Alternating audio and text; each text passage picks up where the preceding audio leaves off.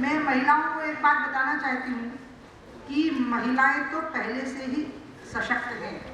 खाली ये बात खुद महिलाओं को भी पता लग जानी चाहिए और भाई लोगों को भी पता लग जाना चाहिए कि महिलाएं सशक्त हैं। वो एक ही जगह पर अशक्त हैं, वो है शारीरिक क्षमता। शारीरिक क्षमता में महिलाएं कम पड़ जाती हैं, लड़ने झगड़ने में, हाथ पांव चलाने में कमजोर हो सकती हैं। लेकिन जब युद्ध शरीर से होते थे तो कुछ कुछ बिरली महिलाएं होती थी जिनकी शारीरिक क्षमता और शरीर से भी लड़ने की थी, मतलब मुद्गर उठा लेना, गदा उठा लेना, तलवार चला लेना। लेकिन अब का जो जमाना है वो शरीर की शक्ति से लड़ने का नहीं है। अब तो युद्ध जो होने लगे वो न्यूक्लियर वेपन से होने लगे हैं, इसलिए अब तो बुद्धि की शक्ति का जमाना आ गया है। और जब बुद्धि की शक्ति का जमाना आ गया है तो उसमें महिलाओं का मुकाबला कोई नहीं कर सकता है, चाहे वो युद्ध का मैदान हो और चाहे वो कोई भी सार्वजनिक जीवन का मैदान हो, महिला का मुकाबला कोई नहीं कर सकता है। इसलिए अब तो महिलाएं पूर्णतया शक्ति संपन्न हैं, ऐसा महिलाओं को मान लेना चाहिए और भाई लोगों को भी मान लेना चाहिए। और मैं इसका उदाहरण भी आपको दूंगी, आपको तुरंत याद आ जाएगा। आप अपने अगल बगल में घर में याद करिए, जब तक आपकी माँ थी तो आपके पिताजी को लगता था कि माँ का काम रोटी बनाना, माँ का काम पिताजी का ध्यान रखना, यही था। और पिताजी ये मानते थे कि माँ टीवी चैनल भी देखती है तो न्यूज चैनल नहीं देखती, सीरियल देखने के लिए टीवी देखती है। और अखबार में इतवार के एडिशन में कहानियाँ पढ़ने के लिए अखबार देखती है। माँ न्यूज नहीं पढ़ती है, मतलब वो अस्तित्वहीन है और उसको दुनिया से सरोकार नहीं है और दुनिया को उससे सरोकार नहीं है। लेकिन जब पिताजी का निधन हुआ होगा तो उसके बाद जो हुआ होगा वो आप याद करिए। जब पिताजी का निधन हुआ तो माँ ने पूरी तेजस्विता के साथ चुनौतियों का सामना किया होगा, लेकिन जब माँ का निधन हुआ होगा तो पिताजी पूरी तरह से निस्तेज हो गए होंगे।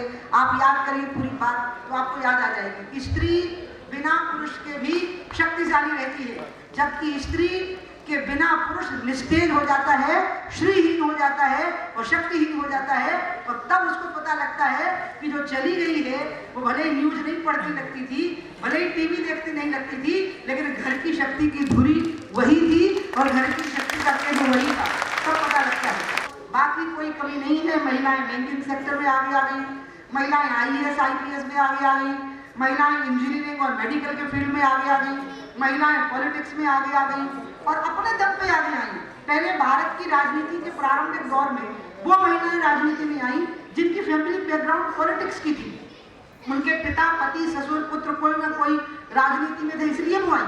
लेकिन अभी 15-20 साल का दौर ऐसा आया जब वो महिलाएं आगे आई जो अपने दम पर आगे आई हैं। हमारी में यहाँ ये राजनीतिक माहौल नहीं है यहाँ, लेकिन मैं नाम लूंगी अपनी पार्टी का, भारतीय जनता पार्टी का।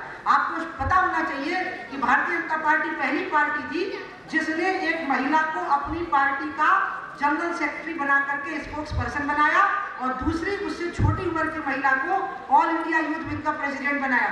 सुषमा स्वराज जनरल सेक्रेटरी बन के स्पोक्स पर्सन बनी और मैं ऑल इंडिया यूथ विंग की प्रेसिडेंट बनाई गई। और तब बनाई गई जब ये माना जाता था कि महिलाएं तो महिलाओं के विंग की ही प्रेसिडेंट बन सकती हैं, लेकिन मुझे यूथ विंग का प्रेसिडेंट बनाया गया और सुषमा स्वराज को जनरल सेक्रेटरी बनाकर पार्टी का स्पोक्स पर्सन बनाया गया, उनको लीडर पोजीशन बनाया गया।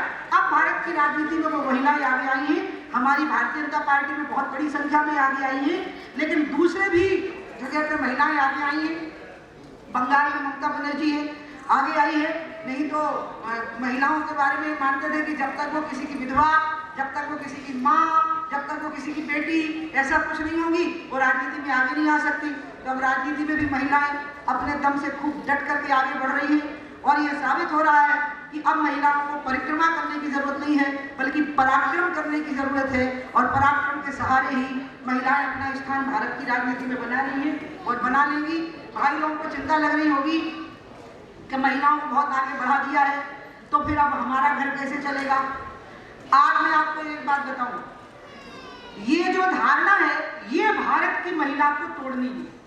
ये जो धारणा है कि जो महिला आगे बढ़ती है वो घर परिवार के दायित्व के प्रति गंभीर नहीं होती है, वो भी भारत के ही नारी को तोड़ना है कि मैं एक अच्छा डॉक्टर हो सकती हूँ, मैं एक अच्छा इंजीनियर हो सकती हूँ, मैं एक अच्छी इंडस्ट्रियलिस्ट हो सकती हूँ, मैं एक अच्छी बैंकर हो सकती हूँ, मैं एक अच्छी पॉलिटिशियन हो सकती हूँ, और मैं एक बहुत अच्छी माँ हो सकती हूँ, एक बहुत अच्छी बहू हो सकती हूँ, एक बहुत अच्छी पत्नी हो सकती हूँ, मैं ये भी साथ में कर सकती हूँ।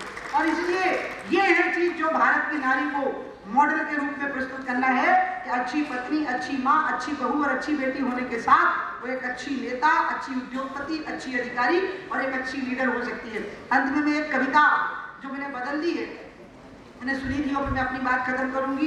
एक कविता मैंने सुनी थी, अबला जीवन हाय तुम्हारी यही कहानी, आंचल में दूध और आंख में पानी। तो मुझे लगा कि ये कवि वो रहे होंगे जिनके घर की स्त्रियां हमेशा रोती रहती होंगी, तो इनको ये लगा कि अबला जीवन हाय तुम्हारी यही कहानी और आंचल में दूध और आंख में पानी। फिर मैंने रानी लक्ष्मीबाई के क्षेत्र से चुनाव लड़ा है, झांसी से। मुझे याद है कि उनका स्वरूप क्या था, और इसलिए फिर मैंने मैंने काफी पहले लिखी थी दोनों लाइनें सभी महिलाओं के लिए कि करो नया संकल्प, अभी तुम गढ़ लो नई कहानी, या तो जीजाबाई बनना या बनना झांसी की रानी। अगर माँ हो तो जीजाबाई के जैसी, और आंख में आंसू होने की नौबत आवे तो हाथ में तलवार होनी चाहिए, और पीठ पे बेटा बंधा हुआ हो लेकिन हाथ में तलवार हो, सामने शत्रु को ललकारने की स्थिति हो। भारत की नारी के लिए यही वो चीज है जो अब इनको प्रस्तुत करना है कि अपने नारित्व की मधुरता को बनाए रखते हुए भी एक अच्छी लीडर, किसी भी क्षेत्र की अच्छी लीडर महिला कैसे बन सकती है, यह भी भारत की ही महिला को करना है।